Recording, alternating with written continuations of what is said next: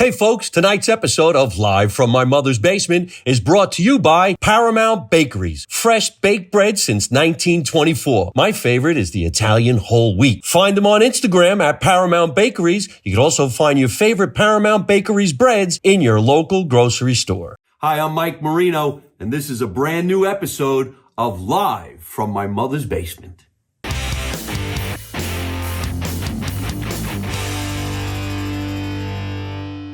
Hey, what's happening, everybody? Welcome to another edition of Live from My Mother's Basement. I am so excited to be doing this podcast tonight or this afternoon or whenever it is that you're actually watching the show. Hopefully, you're watching the show every Tuesday night at 8 o'clock New Jersey time or 5 o'clock Pacific time.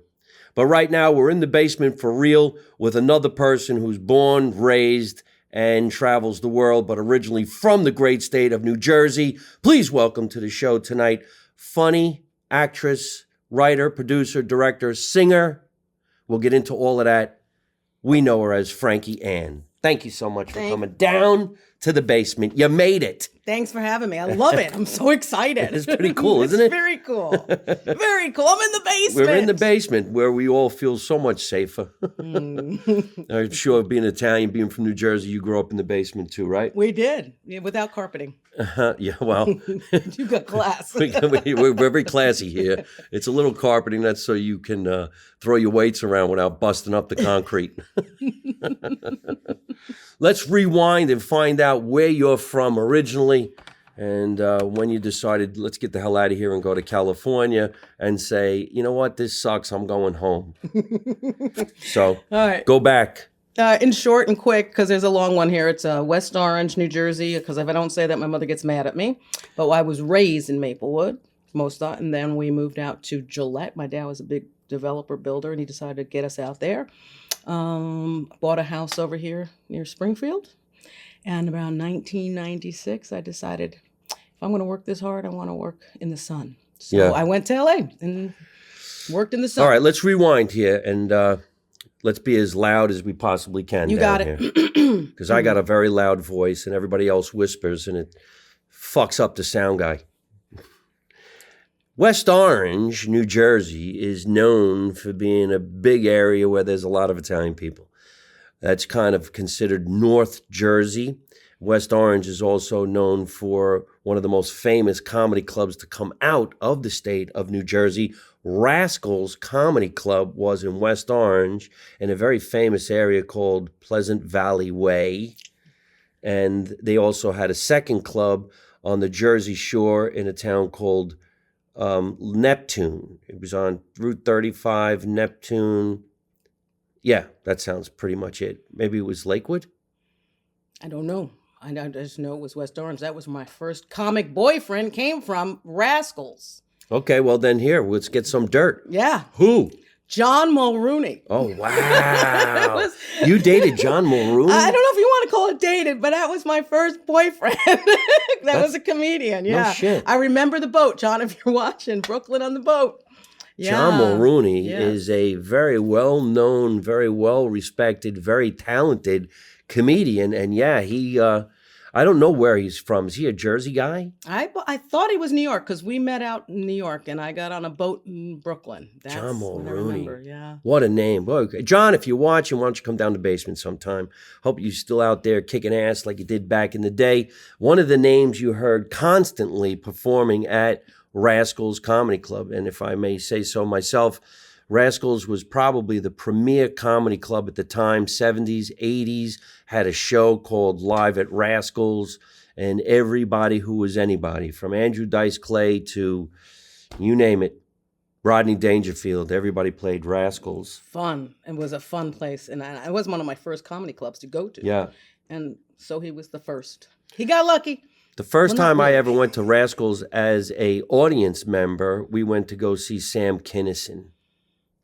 That's crazy. Yeah, and Sam Kinison was the biggest name at the time, yelling and screaming, and we all went there as like 20-year-olds, 21-year-olds. Actually, the drinking age then was 18. Yeah. 18, you didn't have to have a picture on your license, so it probably wasn't you anyway. That's what we did. Right. Change the number.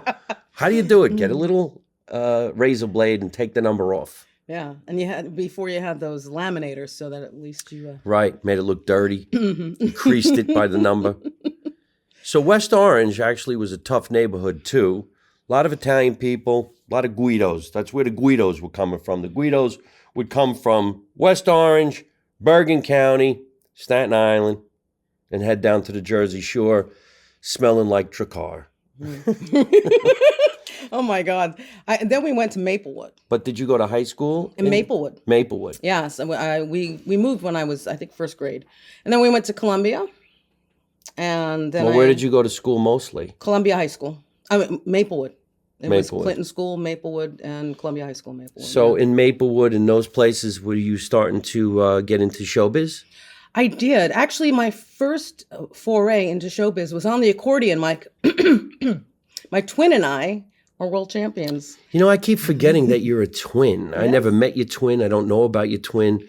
So you guys were accordion players? Yeah, I was. My cousin was like one of those long timers on the Lawrence Welk show, and so my mother was. It was like a third cousin, and then we ended up learning how to play the accordion, and we were good at it. At the age of 17, we were world champions. Whoa, Yeah. whoa, roll back, Yeah. back. Get yourself a better position on my camera here. A world champion At the age of accordion 17. player That's right. and a twin. Correct. Must have been sexy. No. No. Nothing Oh, come on, sexy. man.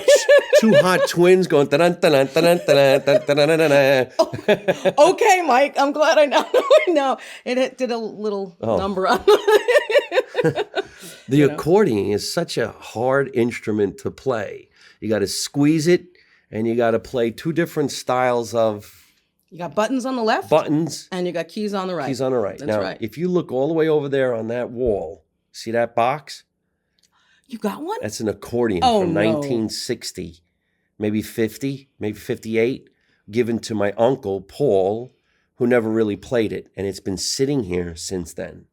So I wish I had known, because I'd pop it open and make you play it, but it's all jacked up. I'm glad I didn't tell you. It's I wouldn't want to be embarrassed. jacked up. It doesn't like work anymore. It goes, maybe there's holes in it or something. I don't It know. could be the bellows, yeah. You know, my cousin, my third cousin, my mother's cousin, actually invented what's called the bellow shake. When they did it, They invented it? She created it. She beat me, or she made it famous, one of the two. So I was too young to really know Wow. what was what, but How interesting. yeah. So you were a twin accordion player. Mm-hmm. How long did you guys do that? Right before I started dating. Yeah, you didn't tell a guy you Yeah? played the accordion. No? Nah, was it wasn't considered sexy. dorky? Yeah, it wasn't sexy. Well, I don't no. know. Today, I think it would be kind of hot.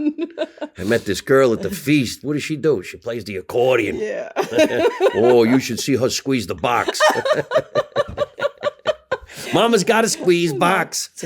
Daddy doesn't sleep at night. He did not. Is that where that's from? Yeah, Mama's Oh. got a squeeze. My daddy doesn't sleep at night. Yeah. Yeah, I think so. Holy So, shit. yeah. But my father was great. My father, actually, talking about music, I started in high school where there was a substitute teacher who, unbeknownst to me, was an up and coming famous songwriter, and she heard me singing in the what do you call it, in the auditorium, and she came up to me. She goes, "You sing?" She goes, "Would you like to sing backup on some of my commercials?" And I was like, "Sure." And I was high school, so I said to my mother, mother's like, "You're not going around those musicians." And my father's like, "I'll take it to the studio." My father would take us to the recording studio. And I got to start singing there. So I went from the accordion to singing. And then I didn't want to be just a backup singer. So I learned to sing front. And I wasn't that good right away. I was a better dancer. So I started to take off as a dancer. And then I came back as a singer. I worked hard. I study. I like to study. Was your skill. sister a singer too, or? No. My sister went on to produce. She went on to produce TV. So you two guys as twins weren't doing stuff together? We were not, well, only the accordion. Yeah. But after that, and ironically, she went first to TV, and I was doing music, and then we kind of crisscrossed and then have very similar but different paths. simultaneously, if that makes any sense to you. Well, did she sing and pursue like you? No, she produced. She went on to do news, and she's a professor of journalism now. Oh, is that right? She worked for CNN. She worked for Headline, and now she does professor. You guys look alike? Absolutely not. You're not identical twins? No, she's about 5 inches taller, 65 pounds skinnier, 3 inches longer, and dark curly black hair. Well, how about when you were kids? Nope. So you fraternal twins? Yes. Oh, fraternal. Fraternal. Not identical. Why does that happen? Why is there Dos huevos. Why is there twins that look identical and twins? Why are they even considered twins? Oh, because they came out at the same time. It's dos huevos. So this is how I explain it to a 5-year-old. When I said my twin was coming over once, he goes, "What is a twin?" I said, "Well, we're fraternal twins. And identical twins is when you have one egg that's the same, split in half. And fraternal twins are 2 separate eggs." So when she came to visit, the doorbell rang. I said, "My twin's here." He goes, "Dos huevos, dos huevos." That's how I explain it. Oh. It's 2 eggs versus 1. Oh, well, dos huevos means 2 eggs? Dos huevos. Why does it have to be Spanish? Because he was Spanish. Could you say it in Italian? See, dos. Oh, wow, you just caught me. Oh. Stay in camera. Wow, you just caught me. No. How do you say 2 eggs? I don't remember eggs. Mom, I'm sorry.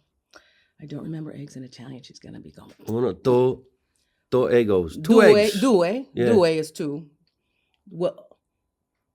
Uova. Due uova. Yeah. Due uova. Got it. Due uova. Sounds like something you better run from, because if you get it, you're going to have an itchy ass. Yeah.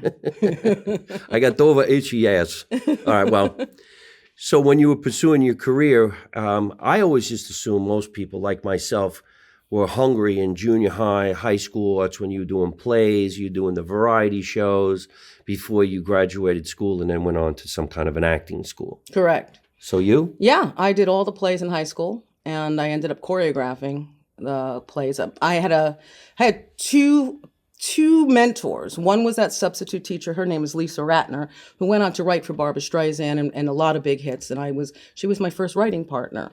And then there was a school teacher in the school named Janet Hicks, who saw I had a gift in dance. And she literally would drive me from Maplewood to Manhattan to take dance classes on Saturday morning and then back to Maplewood so she can go back home to Orange. And that's why I think it's so important, Mike, and you did this and you're doing this, and I just praise you for this. Touch a child's life. It is so valuable, so potent. They touched my life and they motivated me, they inspired me, and they supported me. And I kept going because of these people and my parents. My parents were there for me. So I was super grateful, super grateful. My high school band teacher, Marvin Pyland, Mr. Pyland, when I was 16, a junior, or maybe a sophomore, I don't remember, he knew that I wanted to be an actor, and he approached me one day and said, "Listen, I go to the Village every Sunday to spend Sundays in the city. If you're not familiar with it, there's a great acting school down there called Herbert Berghoff Studios. A friend of mine works there. Would you like to take some classes?" And I'm like, "Fuck yeah." I said, "Heck yeah," then. And he took me to school on a Sunday. I don't know where he was going or what he was doing. It was none of my business. He called my parents and said, "Your son wants this badly." And away I went. And then I ended up studying with Bill Hickey in New York City, only to find out all these years later how famous Bill Hickey was and what a great thing my high school teacher did. And what you're doing. You are so generous, and I say this publicly. Very few people I meet in this business are generous of spirit, of time, support, and of stage.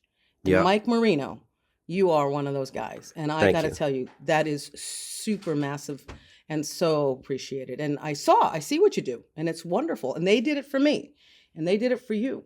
And it's passing along. It's important. Did you like my backstage speech the other night? I did. Thank you so much for being indirect. I did. It was great. It was great. No, I made everybody pray too. Oh, no, yeah. That was most important. Yeah. Yeah. And away we go. Okay, so you get out of high school. Did you go to college? I did. First, I finished high school 6 months early because I wanted to go to New York and dance, because that's what my dance phase. But I ended up getting a scholarship to do a program at Duke University. So that's where I went first. And then I didn't want to stay in the South. I wanted to get closer to New York. So I came back and I went to Jersey City State. And I did some classes at Montclair. And I wanted out. I finished college in 3 years. And then I went to New York. And Oh, wow. Yeah, it was Jersey City State College? Jersey, well, yeah, I think it's called State University now or something. Yeah, so I went from Duke to Jersey. I just wanted to get closer and closer to Broadway. And then I worked my butt off as a dancer first. I did lots of shows as a dancer. And then I did, went to Hollywood. Well, no, I was doing production. I was doing lots of production. My producer hat was on earlier than I expected. In retrospect, I see that was a big part of me. I ended up producing like lots of parties and corporate events and bought my first house and 3 cars and 6 sets of china on bar mitzvahs and corporate parties. Yeah. And was your sister part of all of this stuff? No, she was already on her path to. See, I keep thinking you guys are identical twins, so you did things together.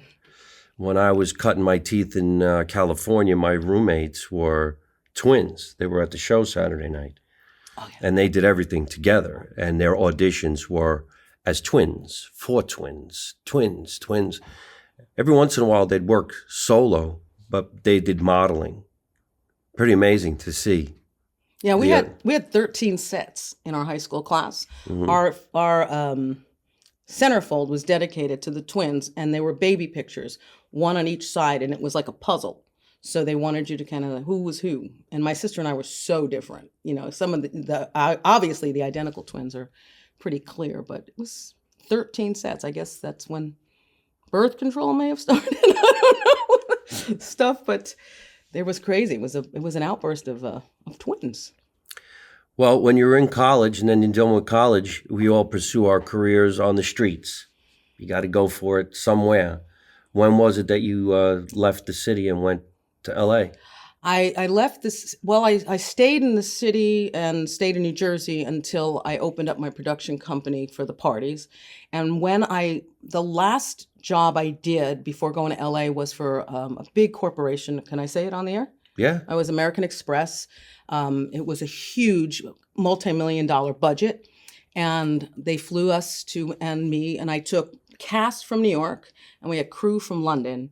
And I sat there and I thought, wow, if I'm spending this kind of money, let me go do it where I'm going to be, more effective. And then I went to Hollywood.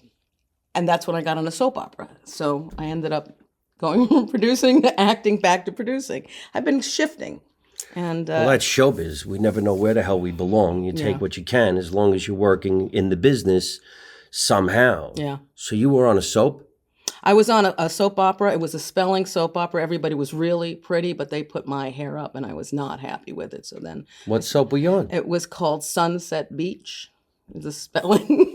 I don't remember Sunset Beach, but I didn't really watch soap operas. It was Sunset. And then I did a couple of different series. I did Strong Medicine, which was produced at the time by Whoopi Goldberg.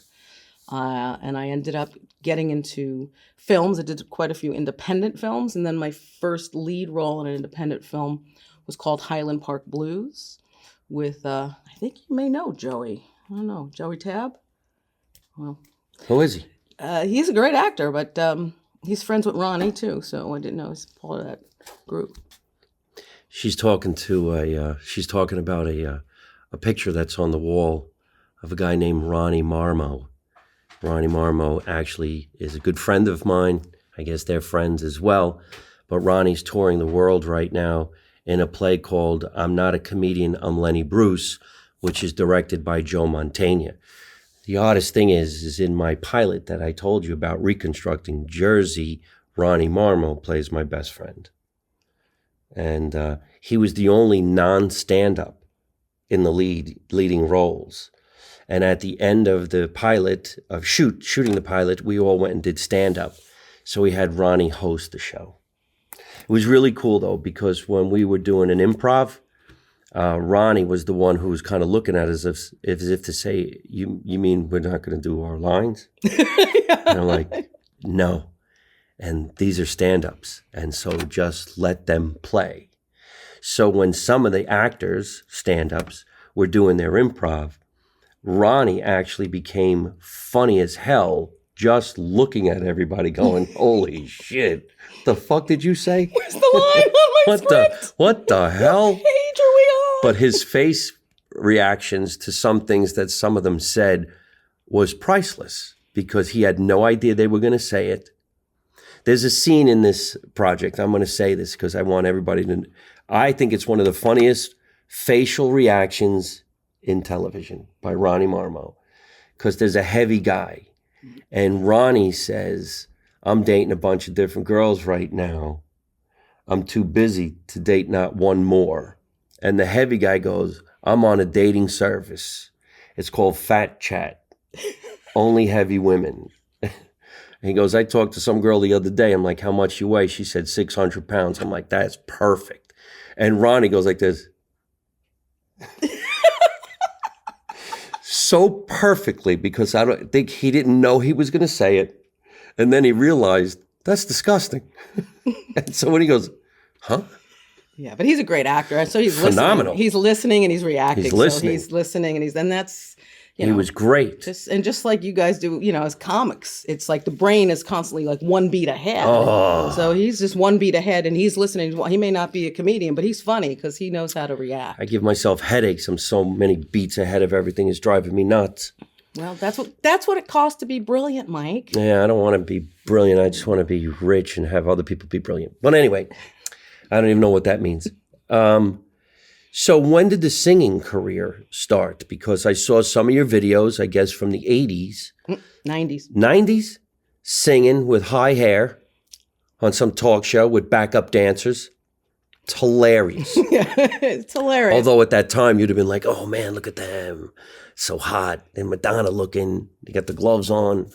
Actually, they showed up. They were at the show. They surprised me the other night. Who, your backup dancers? Those two backup dancers that are on that video. No shit. I thought I brought them over to Mary and Christina, and they live nearby here somewhere. We're going to see each other in December. My heart was so full when they came in the door. It was like, oh my God, you look the same. It's a little gray. Yeah. But they were beautiful. And they were always so there for me. And it was a great time. So tell us about that. That time. So I have to say, I want to start like this because we can't really go to this. There's a video that you showed me in my phone. And I thought I was looking at, I would think, Debbie Gibson. Do you know Debbie Gibson? Sure. Now, what is she known for singing? I Think We're Alone Now. I think we're alone. The I remake. like this with your body. I want to make sure you get a nice angle. See, so much nicer. Bubblegum, didn't they call it bubblegum singing? Bubblegum pop. Where a lot of people were singing in malls. When malls were the rage because everybody went to the mall. Mm-hmm. Now people just look at the mall folding and going under because nobody goes to the mall anymore. But I remember we would go to the mall and we would see these pop singers. I could have sworn they were calling it bubblegum. Bubblegum pop. Bubblegum pop. Mm-hmm. And the song stuck in your head for life. Could you imagine, you're 17, 18, you just got your license, you're driving now for the first time, you're going out on a date, and you're cool as shit because you took the girl for an ice cream cone and you went to the mall and saw a singer that you couldn't really get even close to because it was packed. Yeah, she was huge. I just saw her recently something.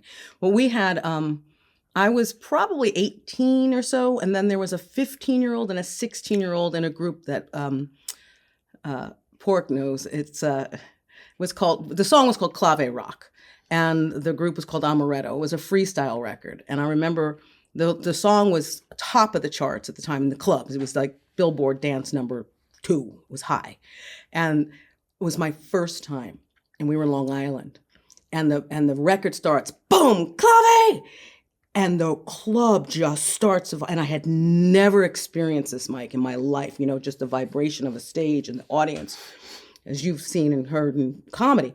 And the two younger girls look at me and go, "What do we do?" And I'm like, "Get out there and have a good time." I don't know. Just like, let's do it. But that was a fantastic experience, and really, really, I got the bug. So how many places were you playing? How many theaters did you do? What was going on with the music career, and who wrote your music? Well, it depends. I was working for, I was a part of the girl group thing back there. That was like 89, 90. That was the cusp. And so the producer, it was a producer's world at the time, the 3 girl groups. I don't know if you remember like Cover Girls and Pajama Party and all those 3 girl groups, but it was a big time. It was like mini Motown, we called it. And the producers were writing the music, though I went on and started writing my own music. I opened up a recording studio. I went back with that Lisa Ratner, a friend of mine, a school teacher actually. We ended up doing and writing, and she taught me how to write music. And then I went on to do my own tunes and open up for a band called CNC Music Factory, which was Everybody Dance Now. Yes. Yeah, it was the opening. What a great song. So I went from CNC to Mike Marino. I'm so Really? excited. Oh, shit. Yeah. Everybody remembers that lady's voice. Everybody dance now. The whole fucking world went to the dance Give me floor. the music. Yeah. Supposedly she didn't get her due. We're talking about the real singer. Yeah. Her name was Martha Wash, and I had the honor to be able to actually choreograph her doing her own material for a Madonna-hosted event in Los Angeles, and it was 2 separate entities. There was CNC that used Thelma. You know, there was a whole big, lip sync rage at the time, and I ended up getting to work with Martha, and that's a digitized video that's going to be on Instagram in the next month. Oh, yeah? Yeah. What a voice that lady had, She was boy. talented. Gospel, probably. That deep, rich, thick, belting.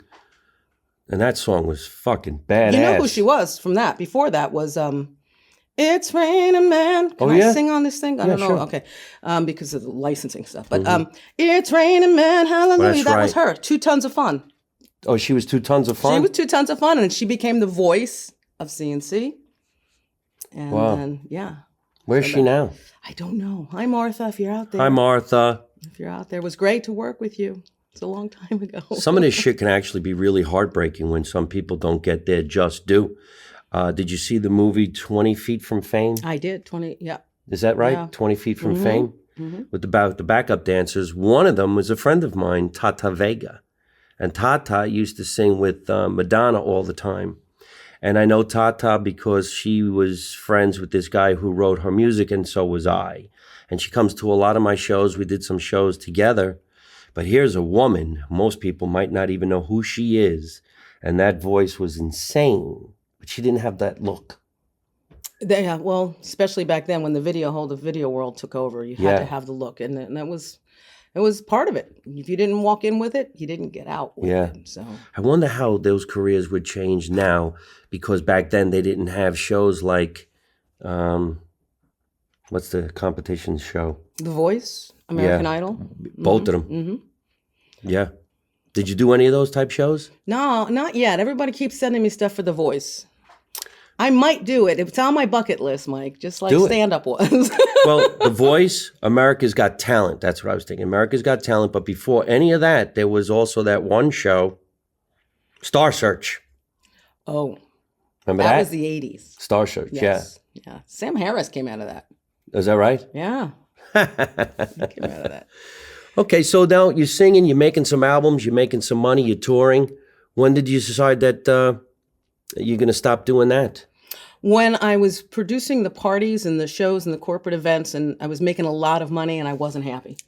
Right. And I decided, I know how to make money. I know how to create. I'm going to go to Hollywood. And that's when I left. And I went out there and started doing the acting career and the producing and the directing. And directing and producing are what I've pretty much been focusing on the last 10 years of my career. I've been working on a documentary on Robert Altman, who was former chief photojournalist of Rolling Stone magazine. Currently, in the last year and a half, I started a documentary virtual. I'm the first female director to direct a project virtually in wartime Ukraine. And that's not finished yet. But I did the Showtime. Oh, Showtime was one of my favorites. The series live nude comedy. No nudity. It was called Live Nude Comedy. It was Chris D'Elia and Mike Favorman and Whitney Cummings and a bunch of great comics. But Mike wasn't there. But we had a great time. And that's where I got my bug. Where I started seeing the brilliance. That was 2009 or 10.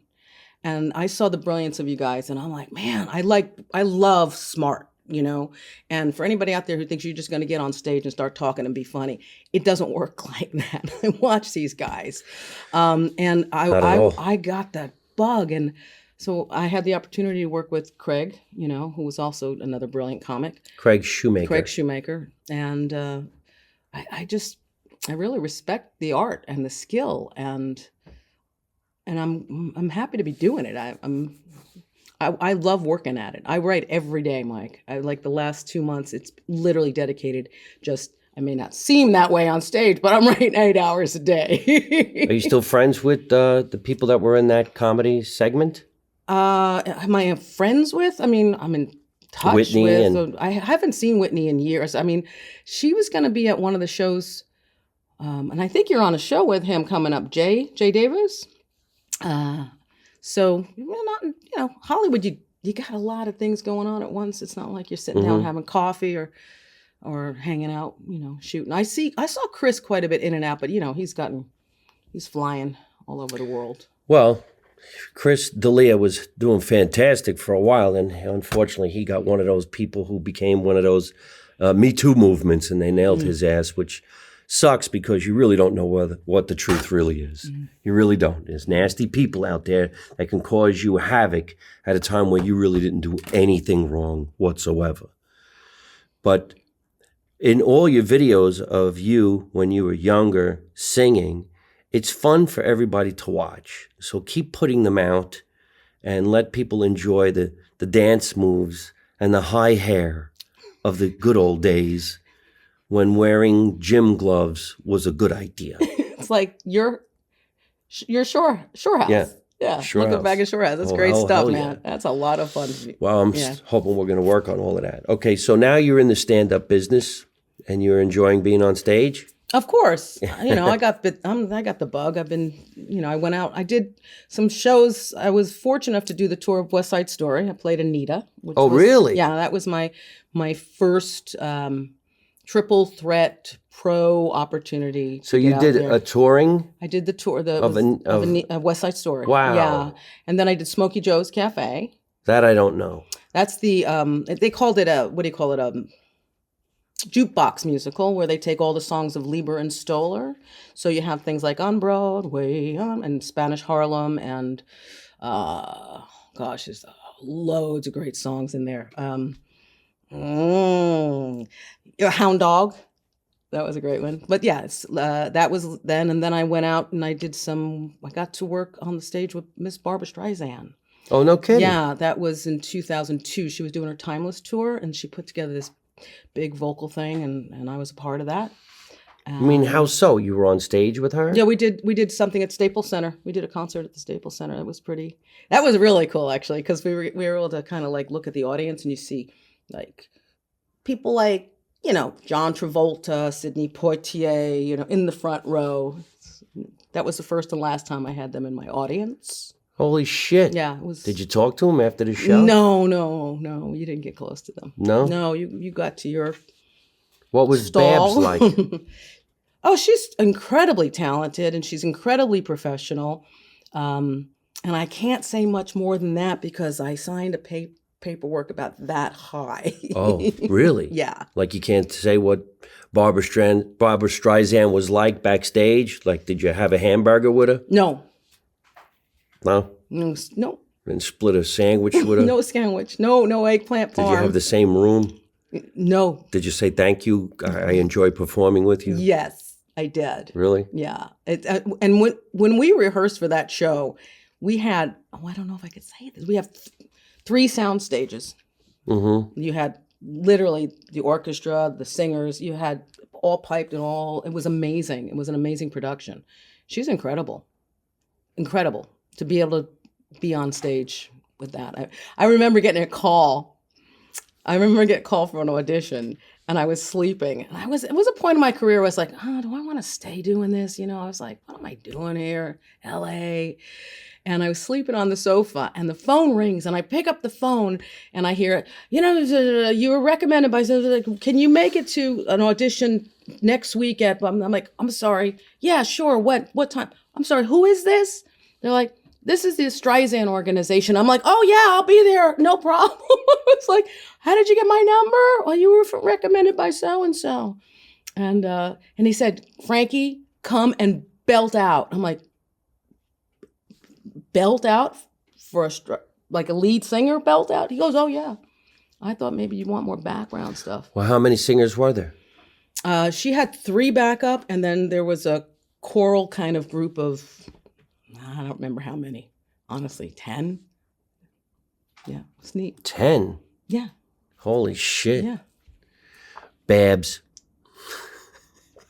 Amazing. Babs Streisand. Amazing. Hey, it's great to be playing with some folks like that. So here you are in New Jersey. We just got done doing a bunch of shows here. And I hope you had a great time with all the craziness from a stellar, beautiful theater to a pizza joint. And that's what we do. Sometimes there's 50 people, sometimes there's 500 people, sometimes nobody's there. But that's what makes you strong, just like going to a gym. If you don't work out, you're not going to make it. So these are all workouts, and they take you to another level. And then you get fans, and then you keep on going. So what's it like for you to be in New Jersey visiting your family? It's great. Mom's here. My brother's here. I got to spend lots of time with them. I do a lot of cooking when I'm home. I love to cook, so I've been doing that. And I've been doing too much eating. Well, the food in New Jersey, wherever you go, is usually going to be abundant because New Jersey's known for food, especially Italian food. Either that or it's because I'm always eating Italian food. We have our traditional foods that people like to argue about. As you know, in certain areas of New Jersey, it's pork roll. But in certain areas of New Jersey, you better say Taylor ham or there'll be a fight in the parking lot. It's just that serious. I don't know if you saw that, but every time I said pork roll, somebody yelled out, Taylor ham! I'm like, it's a joke. It's a joke. Yeah. Calm down. It's like the never-ending battle between sauce and gravy. Besides, I think I'll open up that can of worms. What do you say? Is there a county line, like between Essex Supposedly there is. Hudson? You can do one or the other. You say sauce or gravy? Yeah. What? Oh, what do I say? Sauce. Really? Yep. All right. Get off my show. So, all right. Get out. Bye. Thank Get you. out. There's the theory, and everybody knows about it. We said gravy because it was thick and it was made with meat. If we said sauce, my mother said marina, which means it was just plain sauce. And one of our favorite things to eat in New Jersey is pizza, meatball sandwiches, pork roll, egg and cheese on a hard roll, and then the desserts. So what would be your favorite dessert? There's only one Italian dessert. Oh, jeez. There's a few, but you go ahead. No, I mean, in my book, it's a cannoli. Is it really? Yeah. Everybody has an affection for a cannoli. One of the most iconic lines in any iconic movie was, leave the gun, take the cannolis. It's just that important that you have your cannoli. You don't need a gun to protect yourself. You need a cannoli to feed yourself. Isn't that funny? That is funny. I just made that up. Okay, write it down. We're very lucky here today because we're going to have some cannolis right here in front of all of you people. You're going to be watching us have one of the greatest, tastiest, biggest, freshest cannolis because a friend of mine decided to stop by while we were here in the basement getting ready to pre-record. And here they are in this beautiful, oh my God, this beautiful glass case, a plastic case. Look at them. You could smell them. I could smell them. Oh, look at that. Look at that. All right, we're going to take them out and get serious about that. Let me get you a napkin. Hold on. I got a napkin right here. And a spoon because we're going to spoon out, well, I like to spoon out the guts, if you call it guts. You eat the shell? I eat the shell, but I like to have the first few bites of the cannoli, just the cream and whatever's put in the cream, like pistachio nuts or some chips, chocolate chips. What's your favorite? Do you have a preference? The pistachio. Yeah. Sometimes they have fruit, like those little fruits. I think that takes away from the flavor. I can't open this fucking thing. Hold on a minute. But my friend Anthony came over. He's sitting over here right now. Here's one for you. Guys, look. There's the chip side, the chocolate chip side. And here is the pistachio side. Excuse my fingers. I'm clean. Have you been? Hold on a minute. We gotta eat this at the same time. I'm not eating. I'm smelling. We're gonna bite at the same time. Oh my God, I am absolutely. Hold on, get you. Boom. There's me. Wait a minute. Now, Anthony not only came over with these delicious desserts, he made us espresso. Mine is in my little pink cup. Espresso is supposed to be for tough guys, so I don't know how I'm going to be able to drink out of this pink cup. But this is espresso. He made it for us. Scratch, where's your espresso? Well, I did the shot before. You did yours as a shot. Before we bite this, let's make mention where everybody could get it before we make some incredible, stupid eating noises. Sapore, that's my Italian. Did you hear the way I said that? Sapore de Sicilia, which means imported from Sicily. Did I get that right, Aunt? Sapore di Sicilia. Right. Well, see, that's why I asked the question. Anthony's actually here. He's hanging out. He just brought us this stuff, and you can get it too. Saporio, say it again. Sapori di Sicilia. Yeah, imports. And you can get this as well by going to www.saporedesiciliaimports.com, or you can even give them a phone call. I'm going to give out the phone number. You ready? 347-631-6324. Ask for Anthony, and you too can get these cannolis. Chin chin. Chin chin. I'm going with the pistachio side. Me too. Oh, fuck yeah. So good. Oh. I'm now identifying as bloated. Good. It's a very good shell. It's got nice powdered sugar on the top. But here's really the best of everything right there. Put that right in the camera. Oh, wow, did you suck yours, man? I'm getting the cream. You wiped out your cream. Boy, she got one hell of a tongue. We'll be right back after this commercial break from Pornhub. Oh, look at that.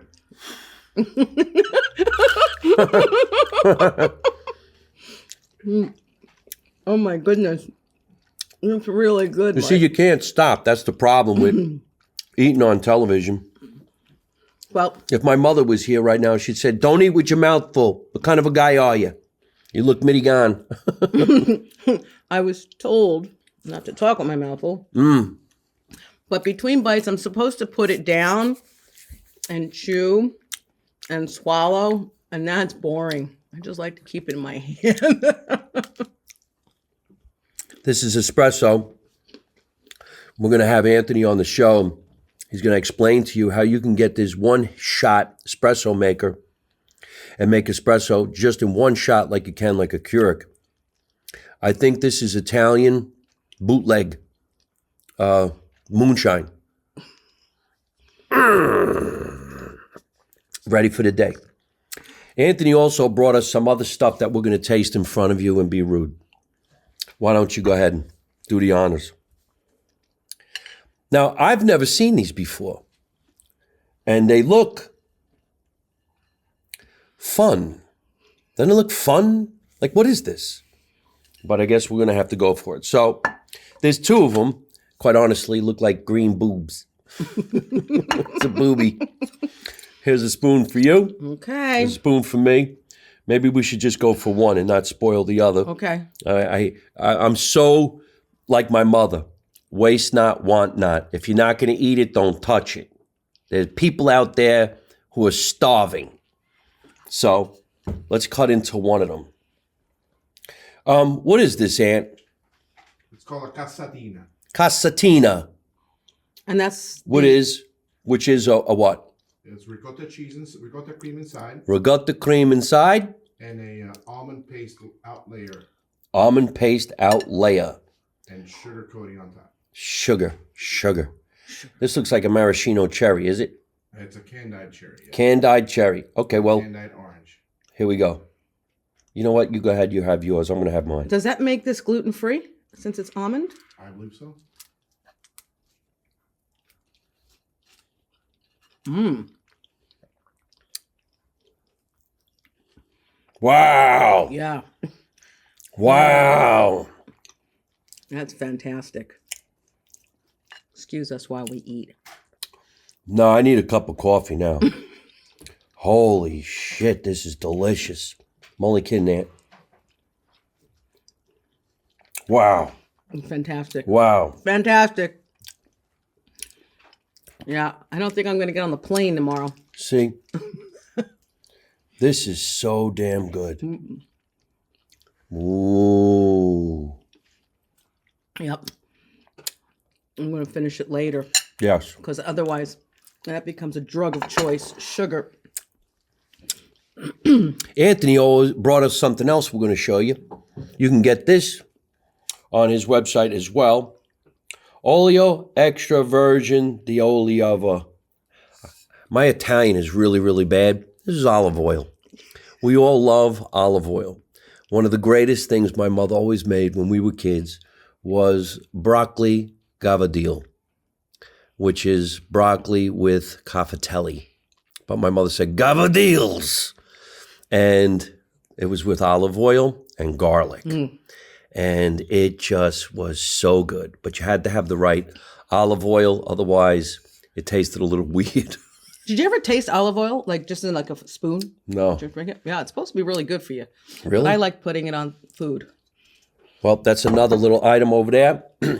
And then we have this Sicilian eggplant caponata appetizer.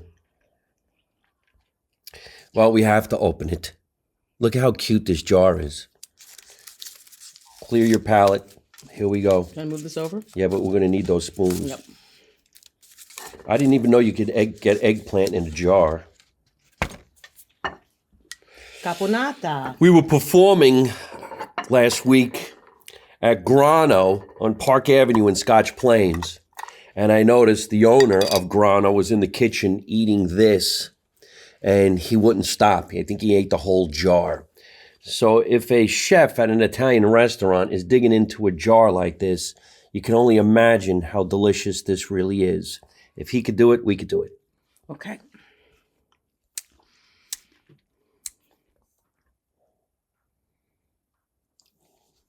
Go ahead.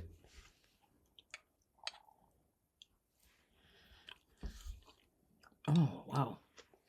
That's fantastic. Smooth. I need a slice of toast bread and put this over the top of it, right? Am I wrong? Yeah, and you can even put that on pasta. Yeah? This is absolutely delicious. I want to thank my friend Anthony for coming over this afternoon and bringing us some snacks that we enjoy right here on the show. But we want to let you know that you can do it too. All you have to do is go to www.supportethesiciliaimports.com or give them a call at 347-631-6324. I like the way you say it. Sapore di Sicilia. Yeah, you got that accent down. Sapore di Sicilia. Delicious imports from Sicily. I'm going to have Anthony come on the show in the future and teach us how to cook and maybe give me a lesson on more Italian etiquette. I'm actually a Bruzzese. Sometimes I don't understand everything. And here I am with a big shirt that says Make America Italian Again. You're speaking Italian. Jersey Italian. Yes, Jersey Italian. There you go. How you doing? Why don't you tell everybody where they can find you on the internet and where you're going to be touring and how we can get in touch. I'm sorry. How we can get in touch with you. Would you like me to burp you? Well, we are eating on the show, and it's not like we went to a commercial break. Right. Well, you can find me on Instagram at Frankie_Ann with an E _productions. And hit me there and you'll find me everywhere else. We're actually headed back to Los Angeles. We just did 6 shows together here in New Jersey. Every single show was sold out. We had a lot of fun. A lot of great other entertainers were on the show with us. This show is going to air after what we're doing this week, but we'll just say it. We're going to be the first comedians performing at the Write-Off Room. The Write-Off Room on Ventura Boulevard in Studio City used to be called Oil Can Harry's. Would you like to tell everybody what that was? Yeah, it was a gay bar. It was a very popular, famous, and I live within walking distance, so I was there a couple times. And here's a fun fact. I actually sang on the stage of the Write-Off Room, Woodland Hills, before they moved to Studio City. Oh, I didn't even know it was there before. I thought it was a brand new place. No, Woodland Hills. It's in new Woodland in Studio Hills? City, yeah. Oh, wow. During COVID, I think it shut down and then they reopened. It's a big spot. It's a great spot. It's a beautiful stage. You're going to love it. It's a really nice place. Oil Can Harry's, being a gay joint, was one of the most popular places in that area, known for gay men. Get it? Oil Can Harry's. Put-um-bump. Yes, you could say bump if you want. But I wonder if they can even do that anymore. Can you say that anymore? They did. They called it Oil Can Harry's. Are they allowed to say that anymore? I don't know. Now you have to call it something else. Oh, I don't Oil Can Anybody's. Oil Can LGBTQ. Oil Can Non-binary. Oil Can. You can't say Oil Can. Let's just do sign. Yeah. Don't say it. That place. Yeah. Well, now it's the Write-Off Room, and it's known for having jazz and blues and music. But on September 27, which is going to be too late for you guys to realize it, but we're going to be the first 2 stand-up comedians performing there in the history of the brand new place called the Write-Off Room, Ventura Boulevard in Studio City. And we had a great time. Yes, we did. We had a great time. Since Oh, this yeah. will air after. Yeah, right. We had a great You should have seen us. It was a great Well, it was packed. Oh my God. Yeah. Flying down Ventura. It'd be funny if we didn't really even do the show. It got canceled. That happens. Stuff happens. And it's right next to like a very famous car wash, the hand car wash. Oh, yeah, It's the big hand. with the car. So if you're looking for it, it's right next door. If you see a hand with a car on it that hasn't fallen into the boulevard in 100 years, it's probably plastic. Like your Tonka. We need to Yeah, go like put the Tonka. Bring the Tonka. Replace the car Yeah. with the Tonka. They actually made them shorten it. They Oh, is that made right? them bring it down, yeah. Oh, really? It used to be taller, yeah. It used to be taller. Well, we're going to get going. I want to say thank you to my guest, Frankie. And what actually is your name? Frankie Ann. Oh, okay. That's my name. You don't want to have the... It's been my name for... Oh, really? Oh, yeah. In fact, quickly, if I may, when I was doing Smokey Joe's Cafe, there's only 4 women in the show. Okay, I was born under Francine. Now, you know, Francine was the name. But there were 4 women in the show. 2 were Francine. And I'll be doggone if the press didn't get it right. So that's when I changed it to Frankie. And I did Ann, so they knew I was female. Frankie Ann, thank you so much for coming down to the basement. We had a lot of fun. We kicked out some jokes, some comedy, some music, some great treats, food, and a special thanks to my friend Anthony for giving us these snacks from a really, really cool place where you can get them to www.saporedesiciliaimports.com. You can figure it out. We're going to post it up anyway, and you can give them a call too. In fact, why don't you call them anyway just to say hello? 347-631-6324. Have yourself some cannolis and some great, great snacks. Listen, folks, we got to get going. Remember, let's make America Italian again. You know the motto. You don't know nothing, you don't see nothing, you don't say nothing. And before I end my broadcast, I want to thank my producer, Tatiana Blueshell, for always making sure we have a great guest come down to the basement and it gets put out all over the internet, exclusively on my YouTube channel, which is Mike Marino Live on YouTube. We're also on Spotify. You can actually watch videos on Spotify, not just listen. And we are also on Italian American radio right out of New York City by my friend Johnny Mandolin. So one more time, thank you, Tatiana Blueshell, for producing live from my mother's basement. We got to get going. Now, how do I end every single one of my podcasts by saying the same thing with my guest? Ready? Uh-oh. You forgot it? Uh-oh. Don't take no shit from nobody. Yeah, that's it. You ready? Yeah. Don't take no shit from nobody. Hey folks, thanks for watching Live from My Mother's Basement. I hope you enjoyed the show. And if you did, hit the word like and leave me a really cool comment. You can also subscribe to my YouTube channel so you don't miss any of the future episodes and you can watch some of the funniest videos on the internet. You can also listen to the show on Spotify or your favorite podcast app.